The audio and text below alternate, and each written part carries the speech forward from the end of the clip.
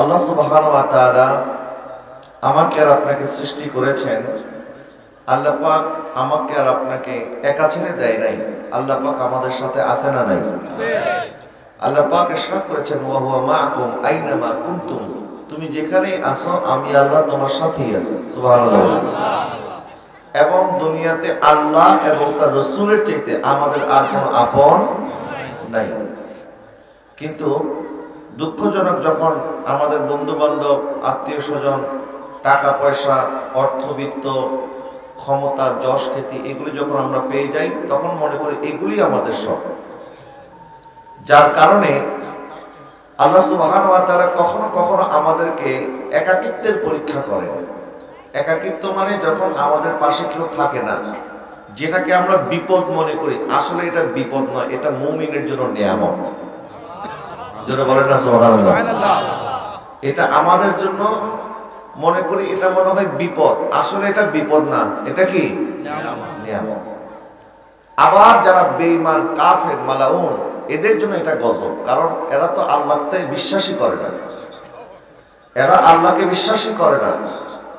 যার কারণে দেখবেন বিধর্মীদের দেশে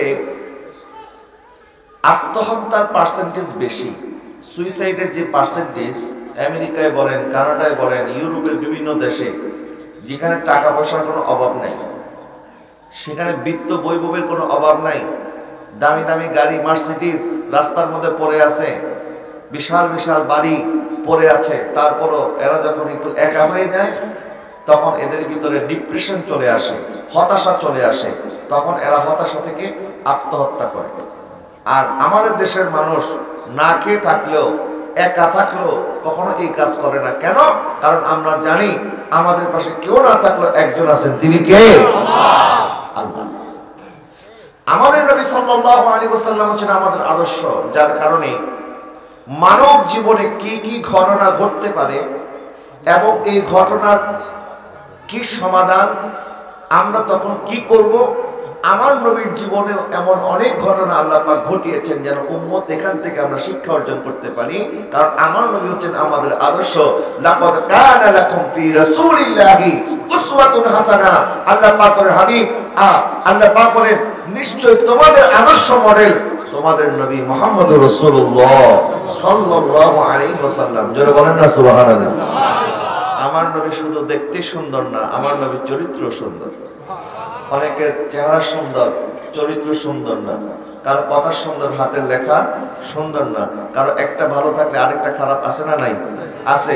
কিন্তু আমার নবীকে আল্লাহ পাক এমন ভাবে সৃষ্টি করেছেন, ওয়া আজমালু মিন কালাম তারাকাতু আইনি ওয়া আতয়াবু মিন কালাম তালিদিন নিসাউ খুলিকতা মুবাররাআন মিন কুল্লি আইবিন কাআন্নাকা ক্বাদ খুলিকতা কামা তাশাউ। যে আল্লাহ সুবহানাহু ওয়া তাআলা নবীর চেহারার কথা বলেছেন, ওয়াদ দুহা নবীর জুলফি মুবারকের কথা বলেছেন, ওয়াল লাইলি ইযা সাজা নবীর সাদরে আকদাসের কথা বলেছেন, আলাম নাশরাহ লাকা সাদরাক নবীজি জাহান মুবারকের কথা বলেছেন, মা কাযাবাল ফুআদু মা রাআ নবীজি জবান মুবারকের কথা বলেছেন, মা ইয়ান্তিকু আনিল হাওয়া ইন হুয়া ইল্লা ওয়াহী ইউহা নবীজি চোখ মুবারকের কথা বলেছেন, মা যাগাল বাসার ওয়া মা তাগা। ঠিক একই ভাবে নবীর চরিত্রের কথা বলেছেন, ওয়া ইন্নাকা লাআলা খুলুকিন আযীম।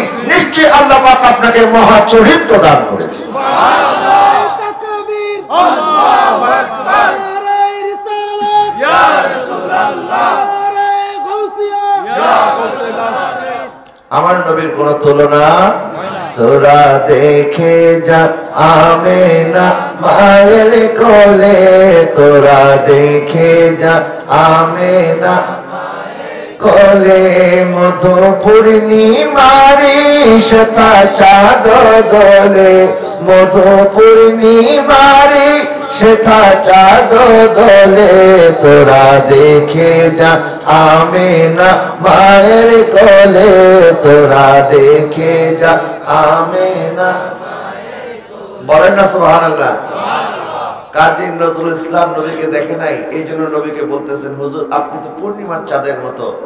নবীজির সাহাবী আনাস ইবনে মালিক বলেন, হুজুর ওয়াজহুকা কাল কামার, আপনার চেহারা পূর্ণিমার চাঁদের মতো। তারপর আবার বলে, না না হুজুর লাইলাতুল বদর, না না হুজুর আপনার চেহারা নতুন চাঁদের মতো। তারপর আবার বলে, না না লাম আরা ক্বাবলাহু ওয়ালা বাদাহু মিসলাহু, আপনার চেহারা এত সুন্দর, এত সুন্দর কখনো আমি চোখে দেখিনি।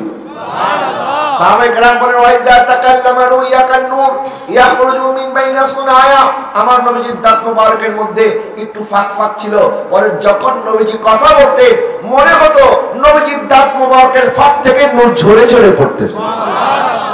হযরত আম্মা জান আয়েশা সিদ্দিকা রাদিয়াল্লাহু তাআলা আনহা বলেন আমার নবী যখন কথা বলতেন তখন আমরা নবীজির প্রত্যেকটা কথা গুনতে পারতাম।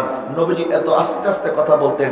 খায়রুল কালামি মা ক্বাল্লা দাল্লা, নবীজি ইরশাদ করেছেন উত্তম কথাই হচ্ছে ওই কথা যেটা অল্প কিন্তু অর্থ হবে ব্যাপক। আমার নবী যখন কথা বলতেন আমার নবীর এক একটা কথার ব্যাখ্যামূলক যখন কিতাব লেখা হয়েছে বদরুদ্দীন আইনি, ইমাম কাস্তালানি, ইমাম হযরতে ইমাম কাস্তালানি সহ যত জগৎ বিখ্যাত ইবনে হাজার আসকালানি, জালালউদ্দিন সুয়ুতি, যারা আমার নবীর হাদিসের বিশারত বর্ণনা করেছেন, বিশাল বিশাল এক একটা হাদিসের ব্যাখ্যামূলক ওনারা এমন এমন ব্যাখ্যা লিখেছেন কয়েক খণ্ড, অথচ নবীর হাদিস একটা এক কথার মধ্যে আমার নবী গোটা সমুদ্র এনে দিয়েছেন। সুবহানাল্লাহ, জোরে বলেন না সুবহানাল্লাহ।